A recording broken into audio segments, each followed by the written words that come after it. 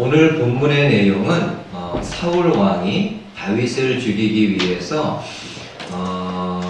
그의 신하들, 그의 부하들과 더불어 회의하는 장면을 우리에게 소개하고 있습니다.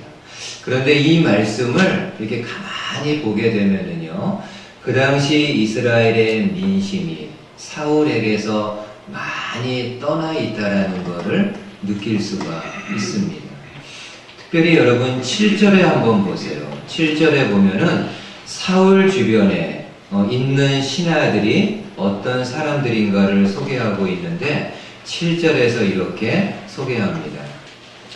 사울이 곁에 선 신하들에게 이르되 너희 베냐민 사람들아 들으라. 이새의 아들이 너희에게 각기 밭과 포도원을 주며 너희를 천부장 백부장을 삼겠느니라. 여러분 지금 사울 주변에 있는 신하들은 어떤 사람들이라고 하나요? 베냐민 지파 사람들이라고 이야기를 합니다. 우리가 아는 대로 이스라엘은 베냐민 지파로만 이루어진 나라가 아닙니다. 그렇죠?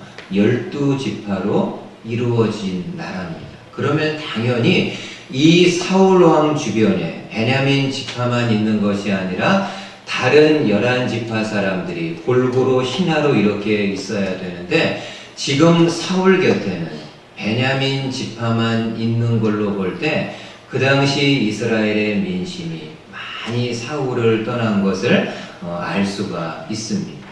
게다가 더 좀 안타까운 거는 뭐냐면은 지금 사울 곁에 있는 신하들도요, 이 베냐민 사람들도 다 한 마음으로 사울을 따르는 사람들은 아닌 것 같습니다.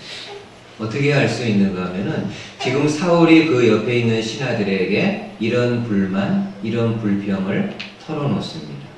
8절 한번 보세요.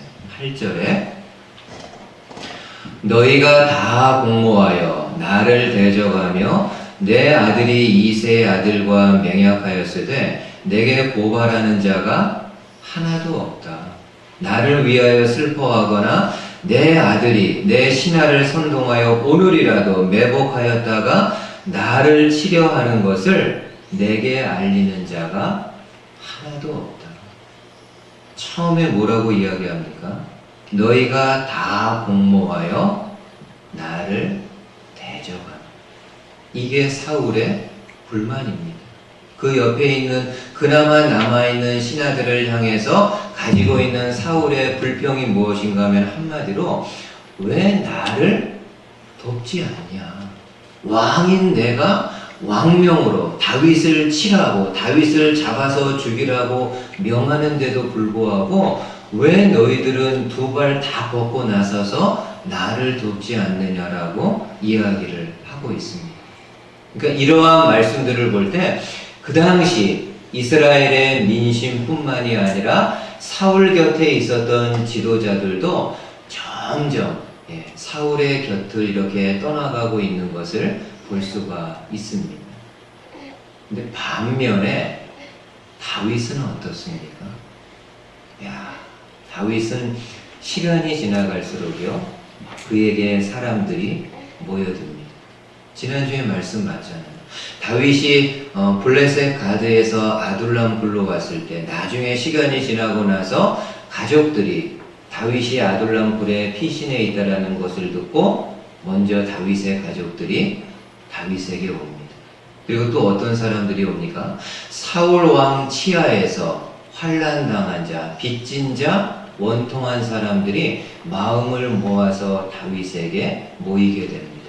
그 인원이 400명가량 달했다라고 이야기합니다. 여러분 솔직히 400명? 이건 별거 아닙니다. 지금 사울 왕이 보유하고 있는 군대수, 어마어마한 군대수에 비하면은 정말 조족지열, 아무것도, 뭐 게임도 안 되는 그런 인원입니다. 그런데 그 속 내용을 들여다보면은요, 이 상황이 다릅니다. 여러분, 이스라엘 나라는요, 다른 나라와는 좀 독특한 정치 체제를 가지고 있습니다. 이 이스라엘 나라는 세 명의 사람이 나라를 다스립니다. 세 명이 누군가요?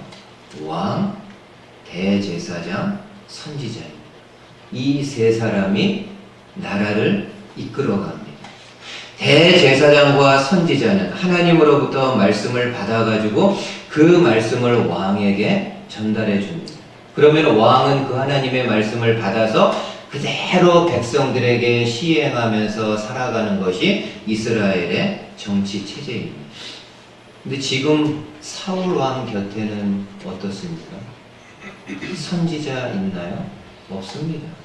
사무엘 선지자가 이미 결별하고 떠난 지는 오래됐고 나머지 하나님의 선지자 없습니다. 대제사장은 어떻습니까? 우리가 조금 이따가 보겠지만 사울이 직접 명해서 대제사장을 죽입니다. 그러니까 지금 사울 주변에는 신하들은 그냥 베냐민 지파 출신의 신하들은 있지만 핵심적인 사람 대제사장과 선지자 없습니다. 다윗은 어떻습니까? 여러분 400명이 다윗에게 왔다고 그랬는데 그 중에는요 지난주에 우리가 본 것처럼 하나님의 선지자 갓 선지자가 옵니다. 합류합니다. 하나님이 사용하는 갓 선지자가 다윗에게로 합류합니다. 그리고 그 이후에 또 누가 찾아옵니까? 그 당시 대제사장이었던 아히멜렉의 아들 차기 대제사장입니다. 아비아달이 다윗에게 합류합니다. 그러니까 지금 다윗은 400명밖에 없지만은요, 실제 안의 내용을 들여다보면은 나라의 모습을 완벽하게 갖추고 있는 모습입니다. 그리고 점점 시간이 지나갈수록 사람들이 다윗에게로 모여들게 됩니다. 참 이게 부러운 거죠. 여러분 동양권에서 5가지 복이 있다라고 흔히 이야기하지 않습니까? 유교 문화권에서 5가지 복을 이야기하는데 하나가 장수의 복, 오래 사는 것을 이야기합니다. 그리고 두 번째는 어렵게 사는 것보다는 좀 부귀를 누리면서 사는 것, 복이라고 이야기합니다. 그리고 세 번째가 강령, 몸이 건강하고 마음이 평안하게 살아가는 것, 복이라고 지칭합니다. 그리고 네 번째는 유호덕, 기왕에 한생 살아가는 것, 다른 사람에게 덕을 쌓고 다른 사람에게 선을 베풀며 살아가는 것이 참된 복이라고 이야기합니다. 그리고 마지막이 고종료, 고통 없이 세상을 마무리하는 것. 죽을 때 고통 없이 세상을 마감하는 것이 정말 인생의 귀한 복이라고 이야기를 합니다. 근데 사람들이 거기다가 하나 더 이렇게 숟가락을 얹잖아요. 어떤 거죠?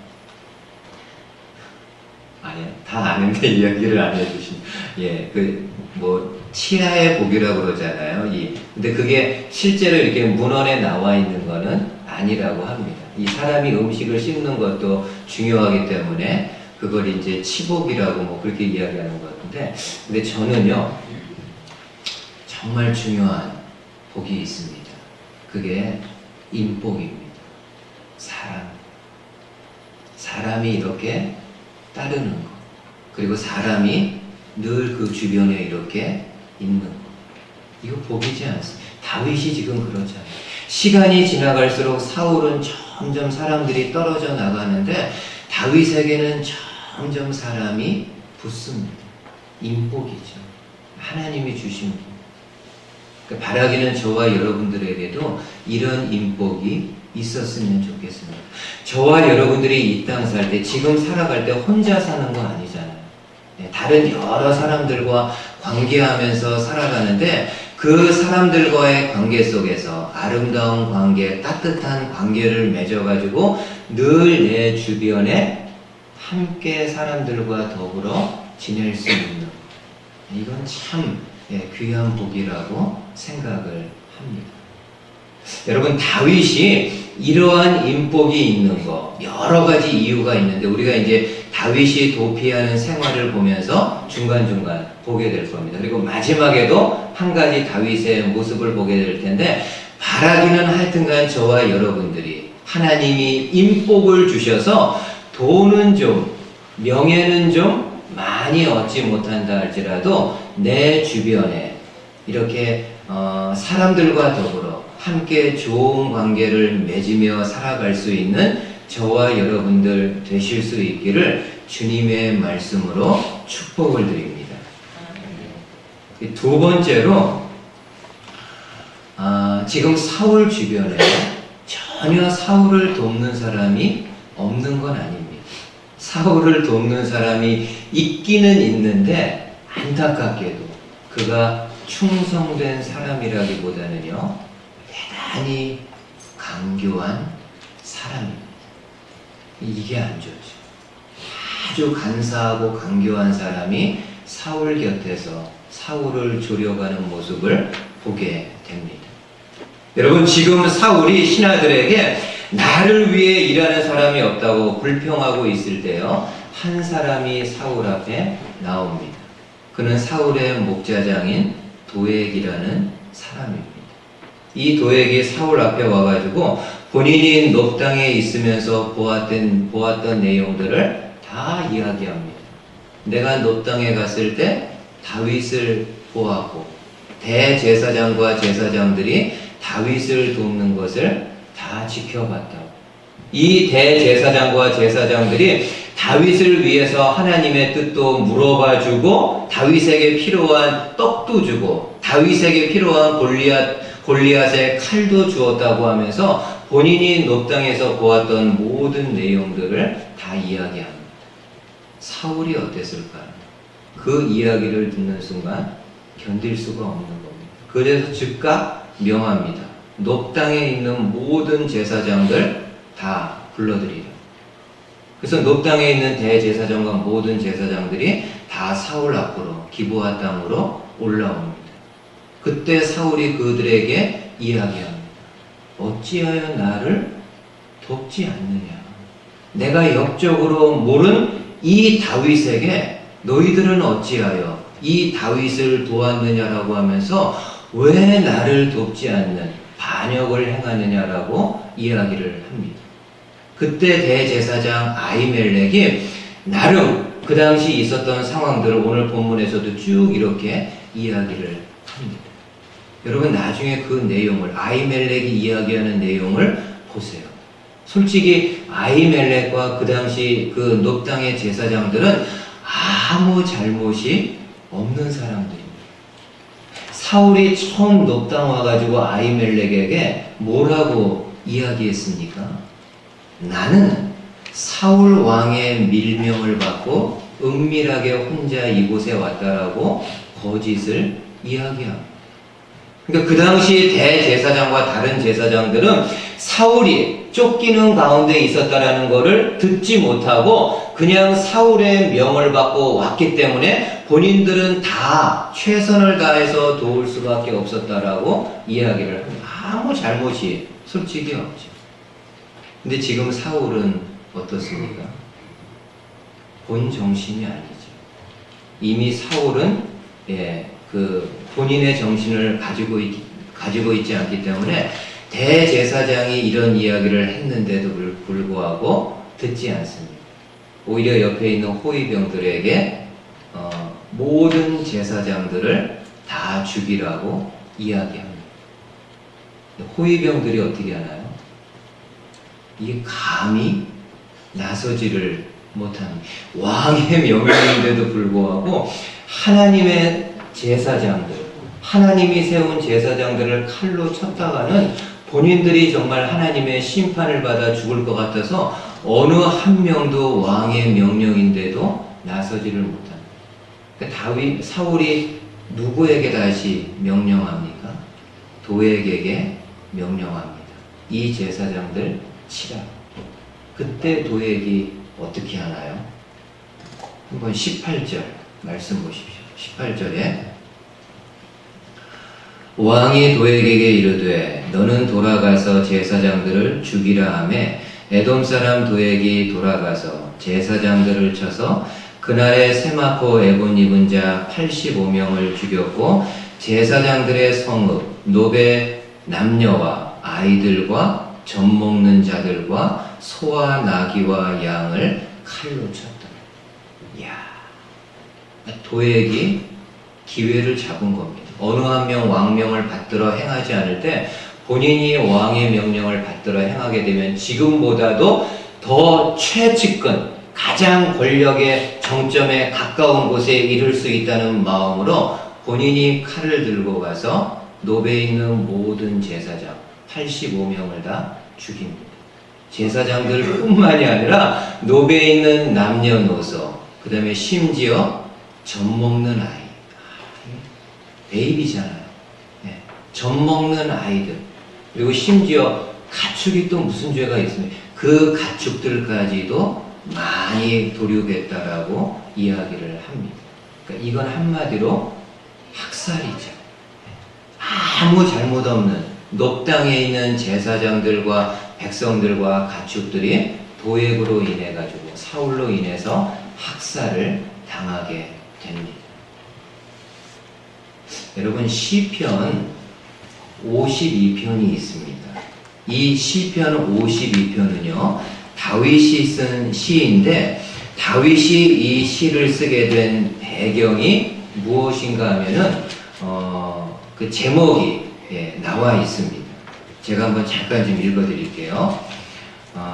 시편 52편, 제목이 어떻게 되어 있는가 하면은, 에돔인 도액이 사울에게 이르러 다윗이 아히멜렉의 집에 왔다고 그에게 말하던 때에 쓴 시라.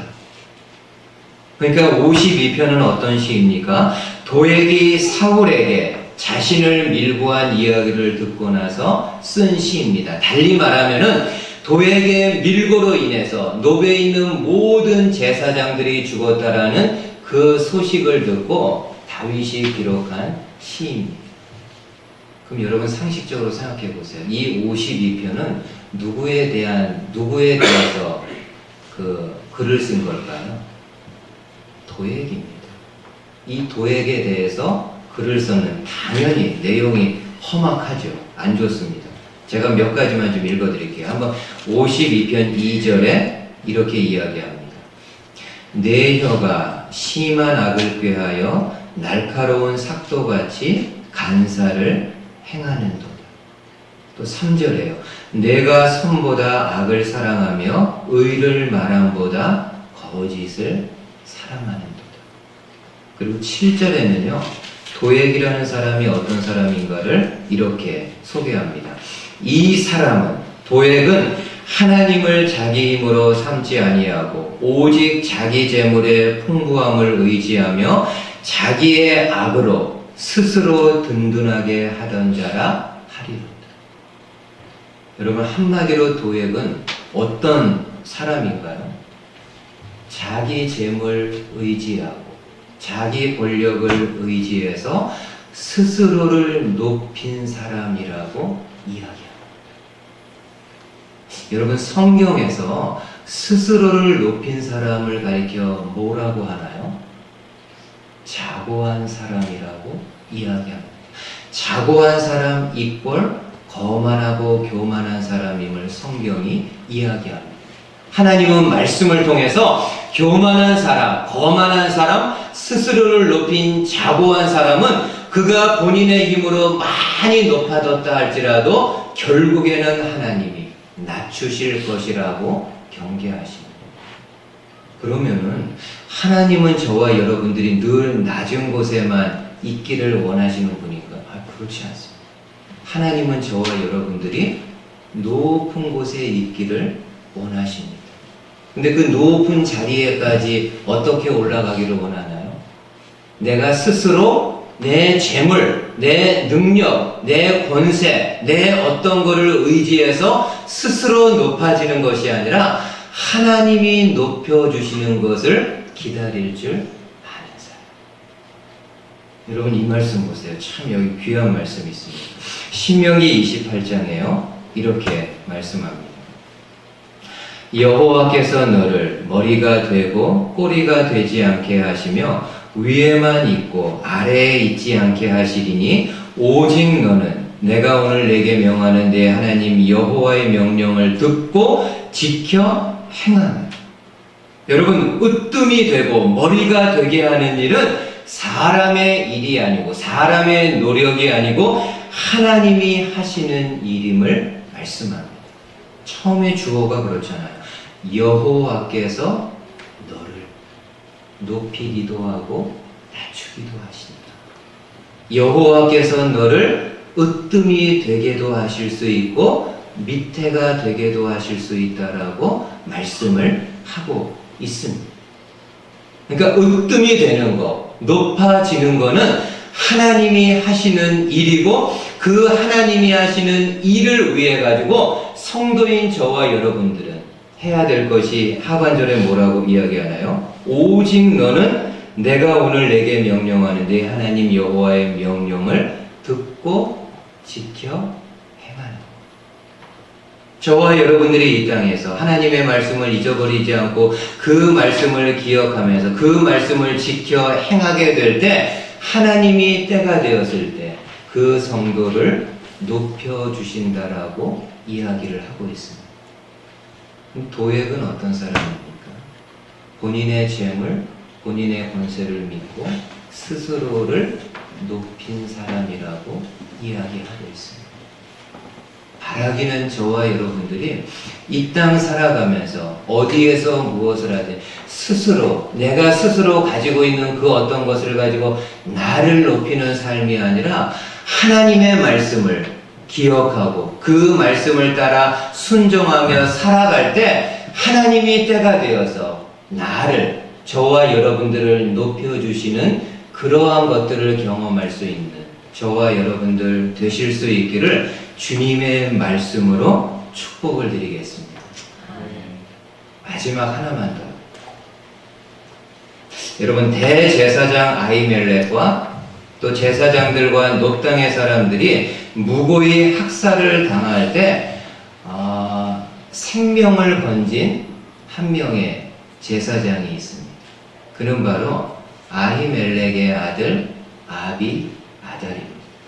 그러니까 아마 사울 왕이 높 땅에 있는 모든 제사장들을 다 소환했을 때 아히멜렉이 제사장들을 이끌고 갈 때 그래도 성막을 이렇게 지켜야 되기 때문에 본인의 아들 아비아달은 성막에 있게끔 했던 것 같습니다. 근데 나중에 아비아달이 소식을 듣습니다. 사울 왕으로 인해서 당신의 아버지와 모든 제사장들이 다 죽임을 당했다. 아비아달이 어떻게 합니까? 높 땅에 있을 수는 없죠. 본인이 또 발각되면 당연히 죽을 수밖에 없으니까. 그래서 이 아비아달이 누구에게로 가나요? 다윗에게로 갑니다. 그 당시 다윗은 어디에 있었는가 하면은 유다 땅에 있는 헤렛 수풀에 있었습니다. 한번 여러분 지도를 한 번만 더 좀 보세요. 지난주에 저희가 다윗이 이렇게 이제 도피하는 경로를 봤는데 블레셋 가드 지역에서 다시 이제 유대 땅에 넘어오는데 아둘람 굴로 넘어오게 됩니다. 근데 아둘람 굴에 있을 때 한 400명 가량이 모였다고 그랬잖아요. 근데 여러분이 아는 것처럼 성경에 나오는 400이라는 숫자는 장정들만, 남자 장정들만 카운트한 겁니다. 그러니까 여자라든지 혹시 결혼해서 자녀가 있다고 한다면 그거는 다 빠진 거기 때문에 장정 400명이라고 한다면은 여자라든지 아이까지 합치면은 한 600명 이상이 되는 숫자일 겁니다. 그리고 실제로 사무엘상 23장에서는 그 당시 다윗에게 모였던 사람들이 600명 가량이라고 소개를 하고 있습니다. 여러분 600명이다 보니까는요 아둘람 굴에 함께 있을 수가 없습니다. 그리고 많은 숫자이다 보니까는 쉽게 발각이 되니까는 쉽게 사울에게 발각이 되니까는 더 이상 아둘람 굴에 이 600명의 사람들이 함께 있을 수 없습니다. 그래서 다윗이 어디로 이동을 하게 되나요? 지도를 보시게 되면은요 굉장히 멀리 갑니다. 굉장히 멀리 움직여가지고 모압 땅에 이르게 됩니다. 그럼 이런 생각 들잖아. 아둘람 굴에서 모압 땅까지면 이게 굉장히 먼 거리인데 왜 다윗이 가까운 어디를 가지 않고 모압 땅을 가게 되었을까? 다윗과 모압은 어떤 관계가 있는 걸까? 관계가 있습니다. 여러분, 다윗의 증조 할머니가 계신데 증조 할머니의 이름이 룻입니다. 근데 그 룻이 어디 출신 여인인가 하면은 모압 지방 출신입니다. 여러분이 성경 아시잖아요. 사사기에 보면은 한 번은 베들레헴 땅에 기근이 들어가지고 나오미 가정이 남편과 두 아들과 함께 모압 땅으로 이민을 가게 됩니다. 그리고 그 모압 땅에서 나오미의 두 아들이 며느리를 얻게 됩니다. 그 중에 한 명이 룻입니다. 근데 이후에 어떤 일이 벌어지나요? 안타깝게도 나오미의 남편이 먼저 세상 떠나고 나오미의 두 아들들마저 먼저 세상을 떠나게 됩니다. 이런 나오미가 덩그러니 두 며느리 이방 여인들하고만 남게 되었습니다. 그래서 나오미가 어떻게 하나요? 두 며느리 자고들을 불러 모은 다음에 너희들 아직 나이가 젊으니까는 이제 너희 집으로 돌아가라. 더 이상 나에 대한 의무를 갖지 않아도 된다라고 이야기를 합니다. 그래서 한 며느리는 가고, 근데 룻이라는 며느리는요, 나오미에게 이야기합니다. 제가 끝까지 어머니와 함께 하겠습니다. 어머니의 하나님이 나의 하나님 되시기 때문에 내가 끝까지 함께 하겠습니다. 그래서 나오미가 룻과 함께 고향 땅 베들레헴으로 돌아오게 됩니다. 그래서 룻이 베들레헴에서 나오미를 공경하면서 살아가는데 누구를 만나게 되나요? 나오미의 친족인 보아스를 만나서 함께 결혼합니다. 룻과 보아스가 만나서 누구를 낳나요? 오벳이라는 아들을 낳습니다. 오벳은 또 누구를 낳나요? 이새를 낳습니다. 이새가 누구를 낳나요? 바로 다윗이죠. 그러니까 다윗의 증조할머니 룻이 다윗의 증조할머니 룻과 다윗이 이렇게 연결이 되어 있습니다. 그러니까 다윗이 600명을 거느리고 본인의 가족들과 600명을 거느리고 모압 땅 왕에 가가지고 아마 이런 히스토리를 이야기하면서 도움을 청합니다. 어떤 도움이요? 나의 부모님을 좀 맡아달라. 내가 이렇게 피난 생활하고 있는, 언제 죽을지 모르는 피신 생활하고 있는데 나의 부모님이 지금 노년에 나와 함께 있는데 많이 위험하니까는 우리 부모님을 내가 피신 생활이 끝나는 날까지만 좀 보호해 달라라고 모압 왕에게 도움을 청하게 됩니다. 그리고 나서 다윗과 일행이 어디로 이동하나요? 다시 유대 땅으로 돌아와서 그 헤렛 수풀에 이르렀다라고 해요. 그렇죠. 한 600명 가량 되니까요. 이제 숨을 내도 그 나무가 있고 수풀 이런 데 이제 숨을 수밖에 없는 그런 상황입니다. 근데 다윗과 사람들이 헤롯 수풀에 있을 때 바로 아비아달이 찾아옵니다. 그리고 다윗에게 그간에 있었던 모든 내용들을 다 이야기합니다. 사울이 높 땅에 있는 모든 제사장, 우리 아버지와 모든 제사장을 다 불러가지고 다 죽였다라는 이야기를 하게 됩니다. 여러분, 다윗이 그 이야기를 들었을 때 마음이 어땠을까요? 솔직히 자기 때문에 그런 거잖아요. 거기 대제사장이나 제사장들, 거류민들, 베이비들 무슨 죄가 있습니까? 본인 한 사람 때문에 높 땅이 완전히 학살을 당한 거잖아요. 다윗이 이렇게 이야기합니다. 마지막으로 한번 보세요. 다윗이 아비아달에게 이르되 그날에 에돔 사람 도액이 거기 있기로 그가 반드시 사울에게 말할 줄 내가 알았노라. 내 아버지 집의 모든 사람이 죽은 것은 누구 탓이라고요? 나의 탓이다. 내 탓이다. 너의 아버지가 죽은 거, 제사장들이 죽은 거, 거류민들이 죽은 거, 베이비들이 죽은 거, 다 내 탓이다 라고 그렇게 이야기를 합니다. 저는 이 마지막 다윗의 이 고백이 참 마음에 와닿아. 내 탓이다. 그러니까 사람들이 모이는 거 아닐까요?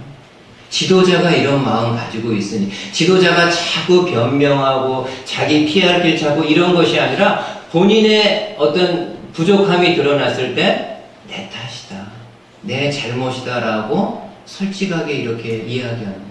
그러니까는 사람들이 그 지도자 곁으로 모이는 거 아닐까요? 저와 여러분들은 어떻습니까?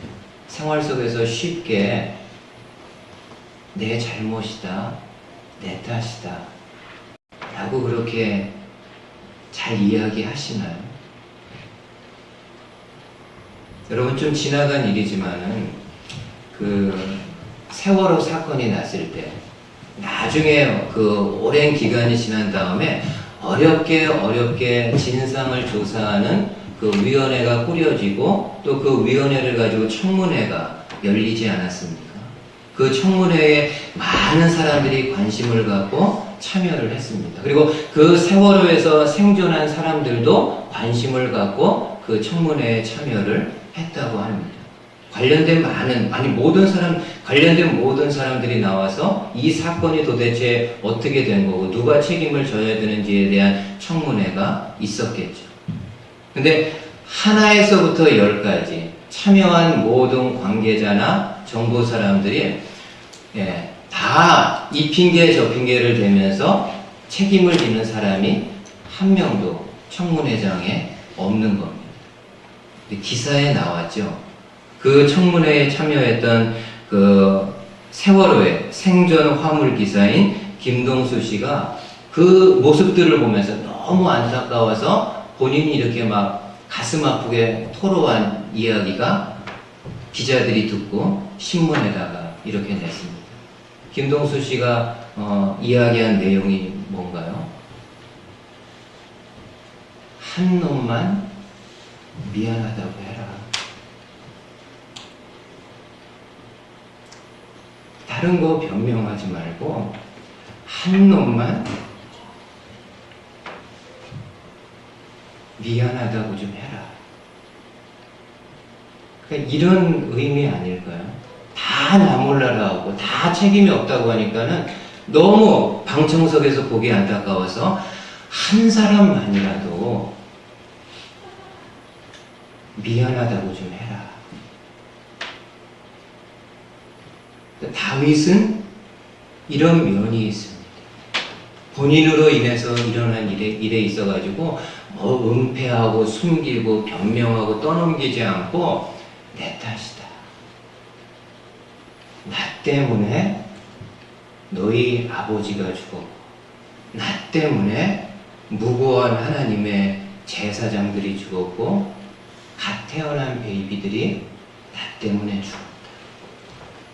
이게 참 제가 볼 땐 귀한 성품이죠. 저와 여러분들은 한 번 더 어떻습니까? 가정에서 부부 사이 배우자에게 내 탓이다,